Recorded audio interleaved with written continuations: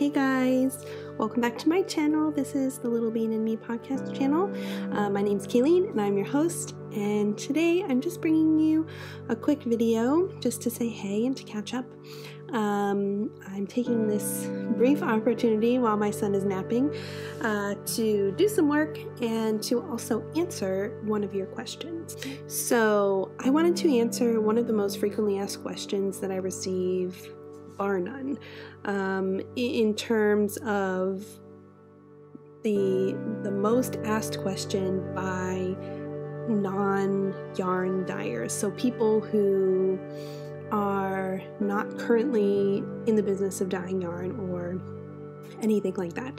The question that I receive all the time is, what are your tips for starting a yarn business, and do you recommend that I dye yarn?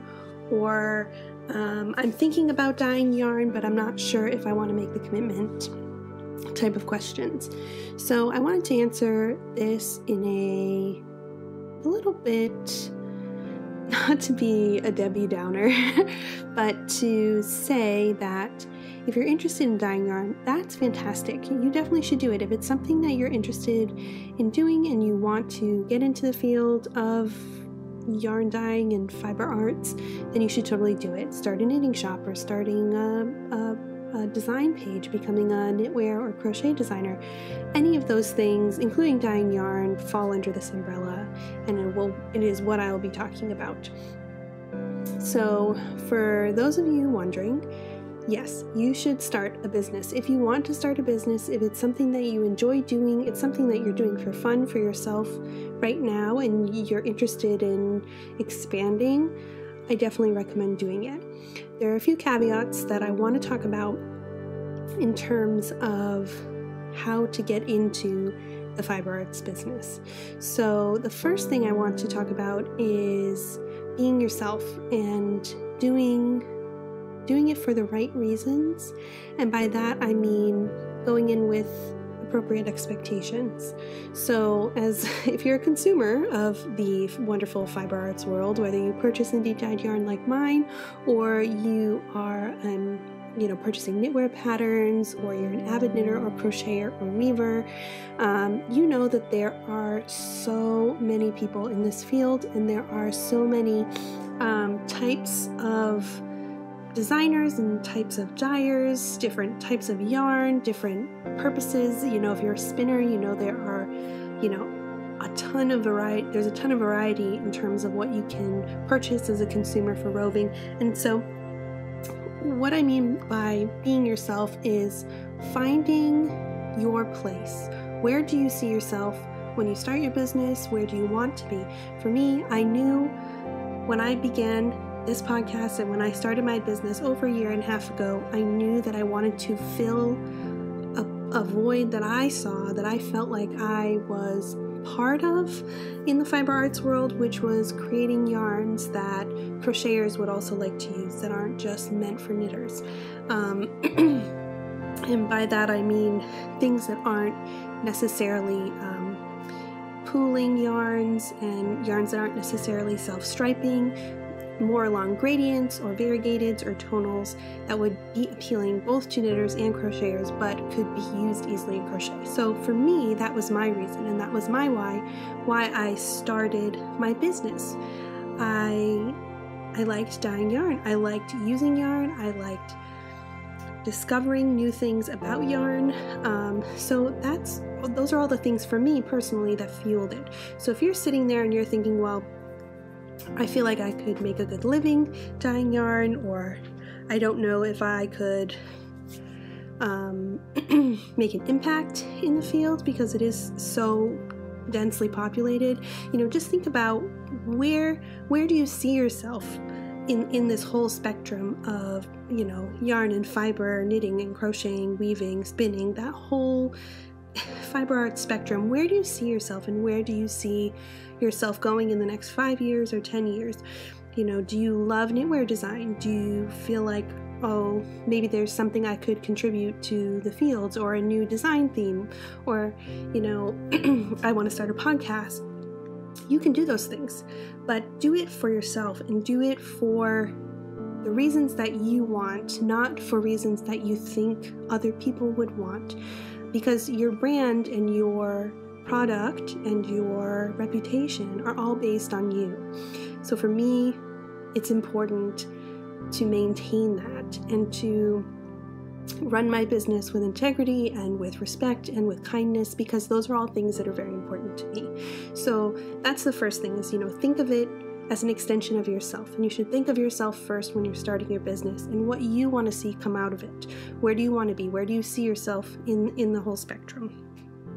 The next thing I would say is that you should take it very seriously. If it is really something you want to do, it's not like your grandmother's idea of what a successful business should be, where we're coming in this whole generation, I'm on the cusp between, generation, like the millennials and Generation X. So we're kind of like in the middle here, like at least my age demographic. So I'm in my early 30s. I'm not quite a millennial. I'm not quite Gen X. So we are the ones who are coming out into this market.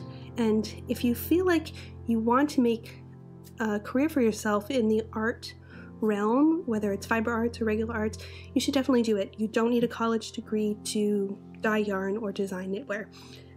And you can be very successful, but you need to know how to work your business and you have to take it very seriously. If you want to start designing knitwear, then you should treat it as if it is fun, but also a job, and you have goals for yourself, and you understand how you can use social media to your advantage, or how you're going to reach your target demographic. Who do you want to reach with your product or your design or your fiber or your yarn? You want to take it seriously as a business, and you want to drive it forward with the anticipation that you want to be successful. So that means a few things. It means putting in money, putting in time, and putting in the effort to make something that other people would enjoy as well.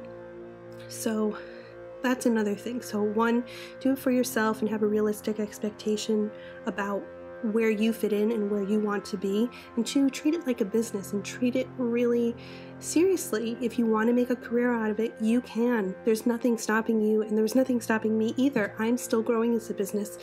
And people message me all the time. They say, you're so successful and you're this.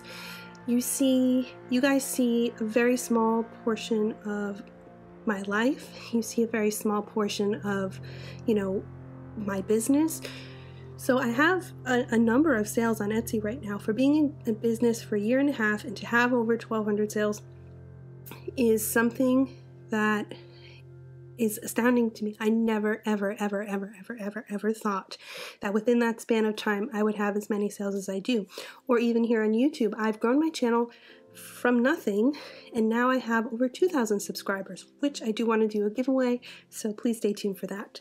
But that comes with hard work and consistency and really enjoying what I do and putting aside the time when I can to do it. So do it for yourself. Have a realistic expectation. Take your business seriously. The next thing I would want to say is that you should look inward for inspiration. It's great to follow dyers and it's great to follow other podcasters or other people that you find inspiring, but you don't want to draw your inspiration for your designs, for your fiber, for your yarn from other people. I get asked quite often if I can replicate other dyers' work, which I don't. I can look at a yarn and see how it's dyed, and I can look at the colors and know about which colors have been used. But there's an ethical line that some people don't really see when it comes to creating new colorways or creating individual pieces of work. So for me, when I'm drawing inspiration in my business, I draw it from things that I love. Hence my business name, which is Little Bean Loves Hand Painted Yarn. It's something I love. It's incorporating the things, the places, the movies, the games. Everything that I enjoy in my life is where I draw my inspiration.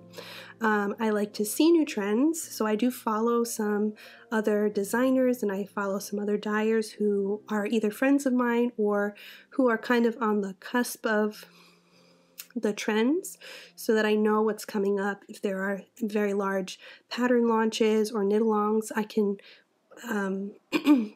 come at it ahead of the game. So that is where I look for inspiration, but I never look for inspiration for colorways based on other people's work. So meaning if I'm following other dyers, I'm not looking to their work for inspiration. Like I don't see their work and go, oh, I can do that too, and then replicate it. It's not ethical to do that. It just brings down the entire, what's the word I'm looking for? Community. The entire community comes down because of that. So when you're looking for inspiration, look inside yourself. What do you like? What colors do you like? I only use bases that I would knit or crochet with, or if I wove, if I used weaving tools, if I was a weaver, well, technically I am. Technically I am a weaver. My last name is Weaver. Legally still, yes, weaver, but I don't weave. So I spin, I knit, I crochet, so I don't take in products or use colors that I would not use myself. I do dye colors that I might not necessarily enjoy, but I know that other people do enjoy. But I try to keep it about me and about what I feel is important and what I think is high quality, because I'm not about making money. Like I'm not about, what's the word I'm looking for? I'm not out for gains. I'm out for enrichment of the fiber arts world. That's my business goal and that's my model. And you have to find that out for yourself. In building your own business, what is your motto? Are you there because your goal is to just become as big as humanly possible? Or is it you want to reach a certain target, or you want to have a podcast, or you want to do tutorials? You know, every person has their own viewpoint on what is important in a business. So for me, I draw inspiration from within, from the things I like, and I always keep my mission in mind, which is to dye pretty things that other people would really like to use and to bring inspiration to the fiber arts world at large, and to share things that I love that you might love too. So that's another really important thing. So do it for yourself, take your business seriously, find inspiration from within, not from others. Don't copy other people's work. Don't try and emulate other people. You're not that person. You are yourself. And in that same token, you shouldn't compare yourself to other people. This is the hardest, most difficult thing, challenging thing for me personally, is not to compare myself to other people. I'm very hard on myself when it comes to my work. I'm hard on myself. I'm a parent, so I'm always very down on myself, not feeling worthy enough. But you have to compare yourself to yourself. Have goals in mind, set them for yourself. Don't look at what other people are doing. Don't look at other people's sales. Don't look at other people's successes and then internalize them as your own. You create your own success and you create your own push forward. So keeping that in mind is super, super, super, super important. And then the last thing I want to say is that you need to value yourself. And I know a lot of this video has seemed like, well, it's all about you. Well, technically it is, it's your business. But you want to value yourself. In the fiber arts world, it is so incredibly common and really sad that we don't value our own time. Knitting, crocheting, spinning, weaving, creating these things from hand takes an enormous amount of time, effort, and creativity. You need to pay yourself. You need to price your products appropriately, whether you're selling hand-spun yarn or you're selling a crochet good or a pattern design or a hand-dyed hank of yarn. You need to price yourself so that not only you are within an appropriate margin for the price that you're paying for your goods, but that you're also paying yourself. I was guilty of underpricing myself when I first began my business because I wasn't certain of my own skill level. And that's because I'm very hard on myself, but you shouldn't underprice yourself because you're new, and you shouldn't underprice yourself because you're very critical of your own skill. If you're doing things correctly, if you're following safety protocols, you're setting, like say you're an indie dyer, you want to dye yarn. You are following correct procedure, you're purchasing high quality yarn, you are properly, setting your dyes and processing your fiber or whatever else you're dyeing, and you have your labels and everything. You know, you are a professional. You are creating something that other people are going to use to make things like hats or mittens or scarves, like things that they're going to keep and love. So when you're building your product, don't undervalue yourself just because you're new at it. You know, if you are doing things the way that they're supposed to be done, you're a professional, you act professionally. Whether you think your skill is good enough or not should not be in the pricing point. You need to pay yourself for the time that's spent. You need to pay yourself for the product that you're purchasing and reselling, so the prices of your bases and dyes, you know, and then, you know, you need to decide what your final margin is going to be. Do you want to do wholesale? Do you want to be able to price your products so that you can actually make money when you are wholesaling? Like, these are questions to ask yourself as you are building your business. For me, I knew that I underpriced myself at the beginning, and I definitely corrected that. But I still feel, for me, that the pricing of my yarn is still slightly on the lower end of where I want it to be.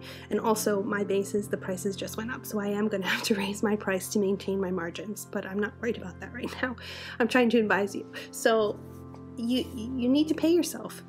For me, I charge an appropriate amount so that I can pay for the goods that I'm selling, so pay for my bare bases, my dyes, you know, my equipment. So I've invested in a lot of equipment. I invested in a skein winder, I invested in a warping loom, I've invested in a spin dryer, I've invested in pans and storage equipment, office equipment, things that are going to make it more pleasurable for me to produce yarn.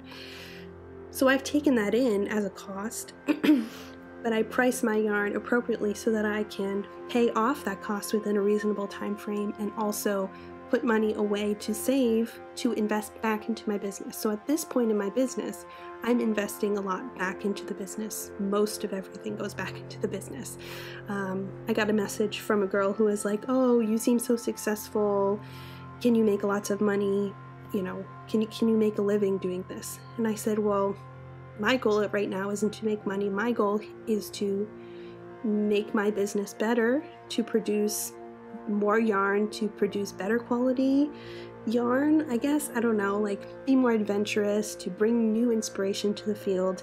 But all my money goes back into the business. So yes, you can make money, I suppose, if you are just selling yarn to sell yarn and to not change your business. But you want to be able to structure your business so that you can appropriately scale, and so you can appropriately make it to the goals that you want. So just like I said at the beginning, you know, you want to think about yourself when you're building your business. You want to think about what goals you have for yourself in your business. Do you want to just consign yarn? Do you want to just sell to customers? Do you want to just do shows? Do you want to just wholesale? You don't have to just do one or any of those things, but you want to have a clear picture in your head of what you want to see your business grow to. Do you want to see your business grow? And so for me, I do. So that's how I've structured myself. And then the last thing that I'd want to say is that don't forget why we are all here.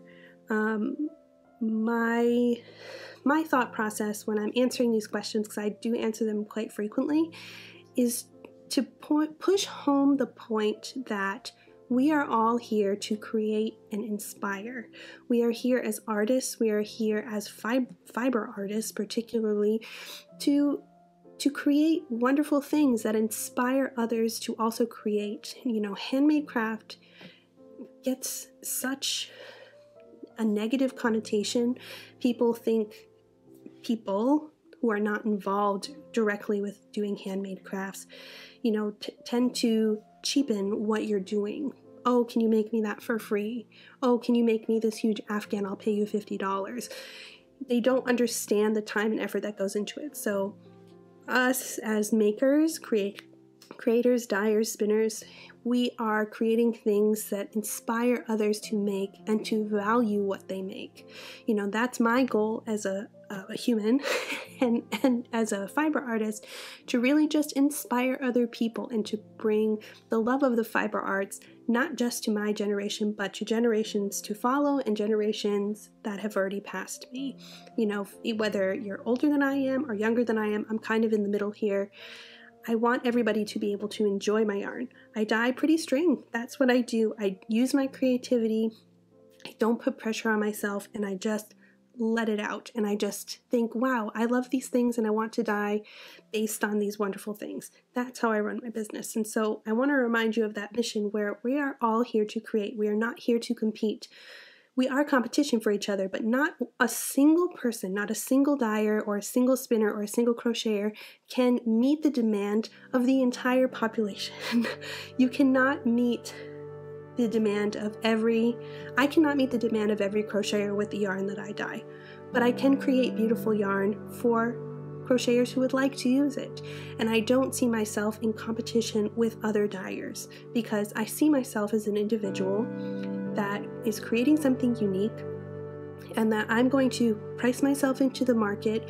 I'm going to treat myself with respect and my colleagues with respect and lift them up, because that lifts me up as well, and it lifts the entire community up. So I want to bring that to you. If you want to start a fiber arts business, whether you're designing or crocheting, knitting, spinning, whatever it is, do it. Take it seriously. It's a business. Lift up your competition, your colleagues. Create, share information. You know, there's a lot of things that don't get shared, you know, like specific dye recipes or the source of yarn or whatever source of dyes. Stuff just fell behind the camera. I'm sorry if you heard that. But it's because we've all worked very hard to get to the places that we are in our business. And we don't want to cheapen that. You know, I share information. I get my yarn bases wholesale. There are several large wholesale distributors that provide bare bases. I use a distributor that is cruelty-free, that they source their merino from farms that don't practice mulesing, and that are soft and lovely and meet the needs of my consumers, my customers, my friends. And I get my dyes from Dharma. Dharma has a ton of acid dyes. You can get dyes from Jacquard. You can get dyes from Prochem. That's the word I'm looking for. Prochem has Sabraset, Lanacet dyes. You can use food dyes. You know, there's a whole bunch of information out there. There are a million different techniques that you can use to speckle your yarn, or to paint your yarn, or to dip your yarn, to make a gradient, to make self-striping. You know, you want to work and you want to learn those things for yourself. And you should want to grow as a person. I don't want to ask another dyer and say, hey, how do you dye that self-striping? And expect them to tell me step by step how they did it. I want to learn it. I will pay for a class. I will pay someone to teach me the skill, because their time is valuable, because their knowledge is valuable. I don't see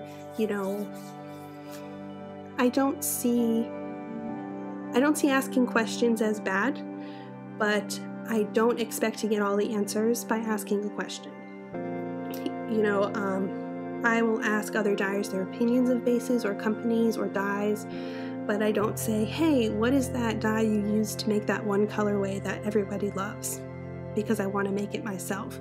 Like, there's a difference there. Do you understand what I'm saying? So just remember, we're all there to lift each other up. If you're asking the right questions in the right place at the right time to the right people, I know it sounds like, you know, you need to have the serendipitous moment, but you know, you're asking questions to your colleagues out of respect, and you're asking questions to your colleagues with the goal of building your skill and not necessarily stealing from them, stealing knowledge, or stealing, what's the word I'm looking for? It's one thing to ask, you know, what brand of dyes do you use versus, or what brand of dyes do you like, versus what are the exact colors and methods you use to dye this one hank of yarn. You know, we should all be wanting to lift each other up. We do share knowledge, we do share skills, we do all of that, but we do it with respect for one another. We do it not to crush a competition or to create gains for our own business. We do it and we share this information so that we all can grow together and we all can learn together. There are several groups on Facebook that deal with particularly dyeing yarn, or particularly deal with spinning or selling handspun or selling fiber. And you know, we're all there to help learn from each other's mistakes, to help guide each other if you're in a difficult situation with a customer, or you know, if you're having trouble with a specific dye or you know, a specific technique and you're trying to troubleshoot something. There's information available, but there's a difference between asking somebody the specific dyes that they put into this one hank of yarn and how they did it, versus saying like, hey, what brand of dyes do you like or recommend?